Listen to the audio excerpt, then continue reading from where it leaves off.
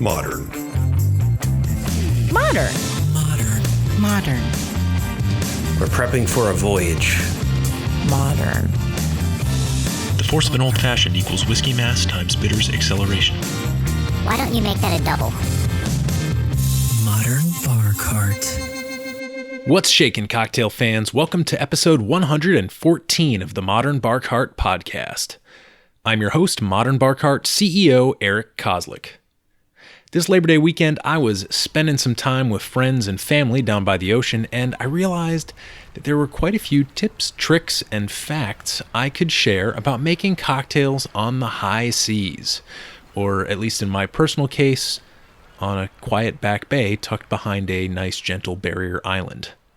In this episode, we'll cover a bit of the history, lore, and logistical realities associated with making and consuming cocktails on the water. But first, I've got one quick but important announcement. Our friends at Element Shrub have been nominated as one of USA Today's 10 best cocktail mixers. And this is a crowdsourced competition where you can vote for your favorite mixers brand, so please do this. Head over to the show notes page, click on the link there, and place a vote for our friend Charlie Birkinshaw and his excellent line of shrubs. You can place one vote per day, per IP address and internet browser. So that means you can place multiple votes on your computer and on your phone every day. This contest runs through September 23rd, and to sweeten the deal, here's what we at Modern Bar Cart are gonna do. If you send us a screenshot of yourself voting to podcast@modernbarcart.com, we'll send you a custom coupon code for 20% off your next order from our e-commerce store. Big congratulations to Element Shrub for that huge honor. And now, let's do this. Before we hop on a boat, let's give you the chance to make yourself a drink. This episode's nautical featured cocktail is Navy Grog, which is an early proto-cocktail with a fascinating history. You could say that Grog is the grandfather of both the classic highball and the classic daiquiri, which is weird because those two drinks really aren't very similar at all. But let me explain. Initially, Grog was just water and rum diluted at a ratio of anywhere between 3-1 and 6-1. That's 3 to 6 parts water and 1 part rum. This served a couple of different purposes. First, it masked the taste of stagnant or bad water and helped kill certain microbes that you probably didn't want. And then secondly, it allowed sailors to stay on their feet without getting completely hammered. This would be the uncarbonated, unchilled highball variant of Navy Grog. Now, there are some open questions about when and how sweetening and souring agents got added to the mix. Most people think this happened in the late 18th century when the British Navy mandated a citrus juice ration to combat scurvy, but it's entirely likely that individual sailors had been doping in sugar and citrus juice independently for quite a while before that. Think about it. If you've got something on hand to make your drink tastier and break up the boredom of the open ocean, you're probably going to go for it. Once the sweet and the sour get added to the mix, then we've got our proto-daiquiri. If you fast forward to the 20th century and beyond, most Navy Grogs are going to be made in the tiki tradition, which adds extra ingredients and ice to the equation. The following is a recipe taken from Jeff Beachbum Berry's blog, and he's a pretty reliable resource on this subject because he's published more on tiki than pretty much anybody, alive or dead. His recipe for Navy Grog is as follows: 3/4 of an ounce each of lime juice, white grapefruit juice, and club soda. 1 ounce each of white Jamaican and Demerara rum, those are 3 different rum varieties, and 1 ounce of a 1-to-1 honey syrup. That's half honey, half water. You heat up the honey in the water, dissolve the honey in the water, which you can really only do with the addition of heat, and then that stores in the fridge so that it actually can get mixed into the cocktail. If you just pour honey into a cocktail, it's very, very difficult to integrate well. Thus, the syrupification.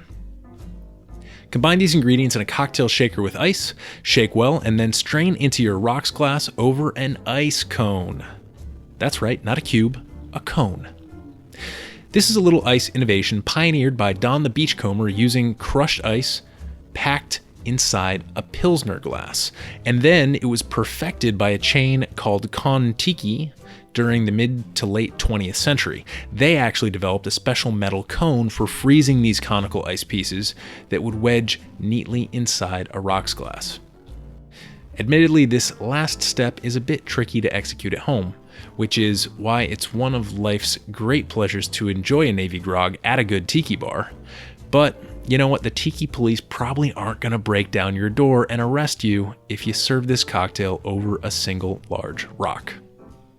So, now that you receive your daily grog ration, let's set sail on the high seas and talk a little bit about the history and culture of cocktails on boats. Before the age of widespread transcontinental sea voyages, seaborne vessels called triremes were one of the primary trade vehicles throughout the Mediterranean.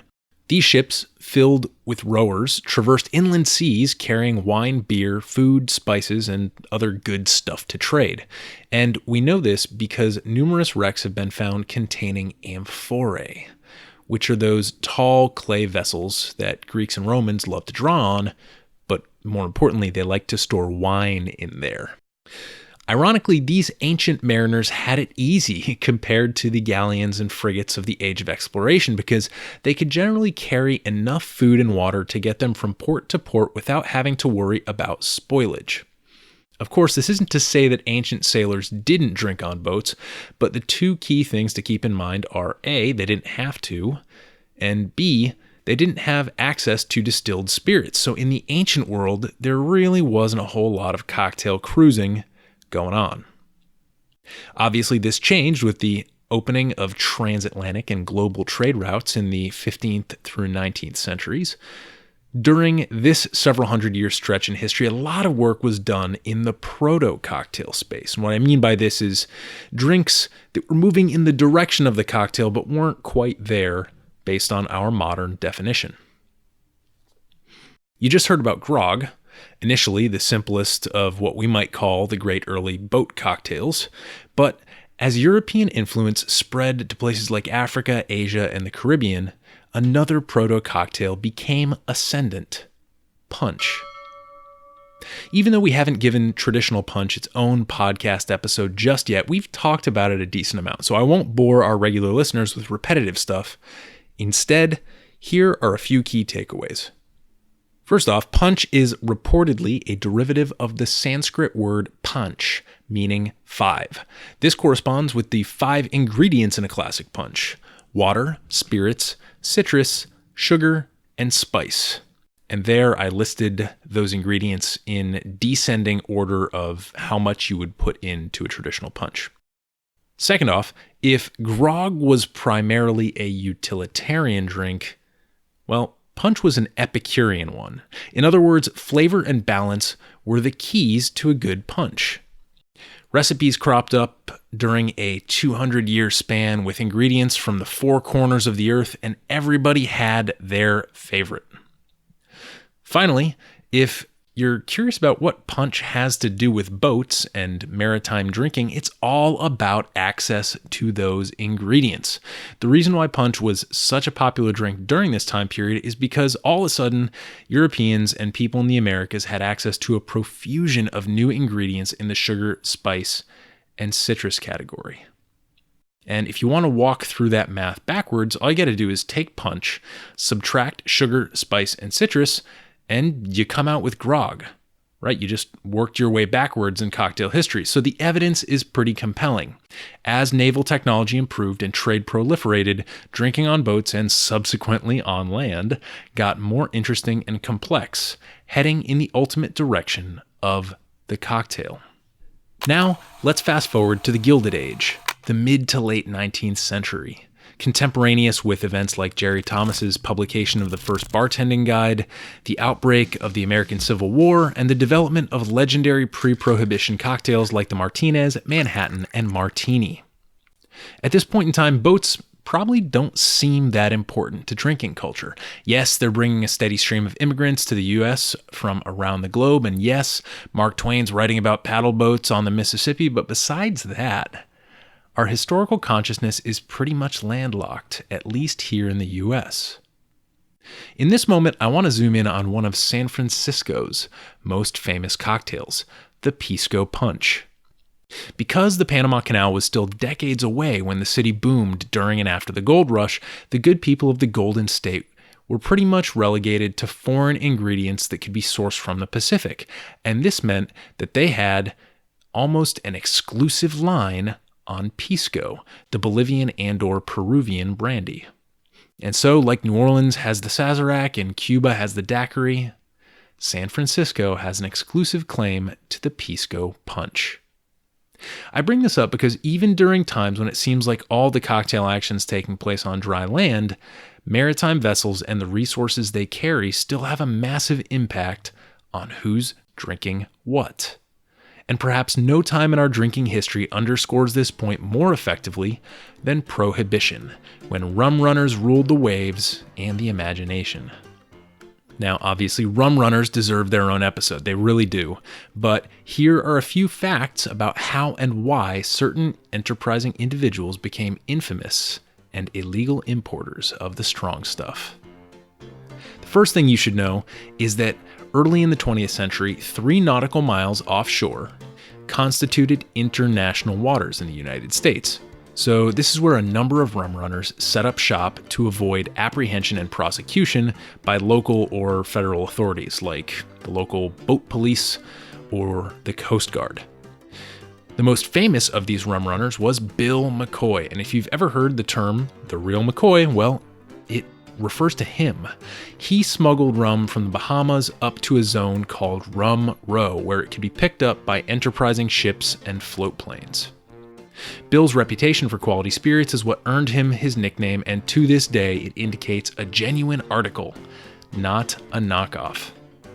Our rum running hero is also partially responsible for the influx of quality European spirits into the US, kind of partway through Prohibition, when he pioneered the use of several small islands off the coast of Newfoundland as holding bases from which the whiskey, champagne, and gin could be smuggled quickly into the US. Early on during Prohibition, most illegal spirits were made domestically here in the US. But as the rules and the kind of forces at play during Prohibition became clarified, more and more spirits came in from Europe and Canada and other mainstream distilling countries where Prohibition was not in place. Needless to say, naval influence played a huge part in the history of the cocktail straight through Prohibition. But when commercial air travel boomed in the mid-20th century, ships and their captains and crew were no longer the stars of the show. They became just another cog in the capitalist machine that continues to move bottles and ingredients across the globe to this day. But just because boats aren't making much cocktail history these days doesn't mean you can't enjoy drinking on them, right? In fact, we've got a great video that'll launch in association with this podcast episode, and in it, I break down my top 5 tips for preparing and enjoying cocktails when you're out on the water. You can check this video out on our YouTube channel, of course, along with some other excellent videos we published recently, and you can also stream it straight from the show notes page where we'll have the full breakdown of all my best tips and tricks. So if you think you might be on the water at some point in the near future, definitely head to YouTube, head to the show notes page, check those things out. I don't want to spoil the whole thing, but this video definitely involves a completely beached speedboat, a scuba Barbie, and me doing the backstroke. So I'm not saying it's the best video ever published, but definitely top 10. Thanks for joining me for this post-Labor Day installment of the Modern Bar Cart podcast. Until next time, I'm Modern Bar Cart CEO Eric Kozlik, reminding you to keep your sextant in your pants, study up on your semaphore, and enjoy your next cocktail on a boat if at all possible. Cheers.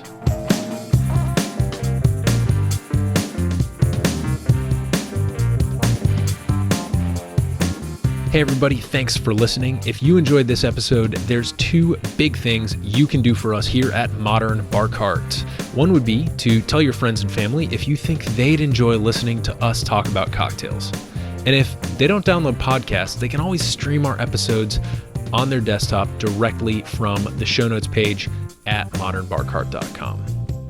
The other thing you can do to help would be to head on over to iTunes or wherever you download your podcasts and leave us a review.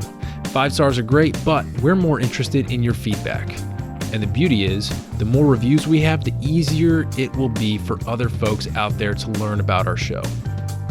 We're trying to start a cocktail revolution here, and by spreading the word, you're helping us fight the good fight. You can always reach us by emailing podcast@modernbarcart.com if you're looking for cocktail or bartending advice, or if you're a pro who would like to pull up a mic and be interviewed for all to hear. Also, definitely follow us on Instagram and Facebook @modernbarcart for cocktail porn, recipes, and entertaining tips. And keep an eye out for new product releases and special offers, which are happening all the time. We love our listeners, and we really enjoy giving you exclusive discounts and sneak peeks at our latest and greatest cocktail projects. This episode may be over, but for you, the mixological fun and adventures are just beginning, so remember, folks, drink responsibly and experiment boldly.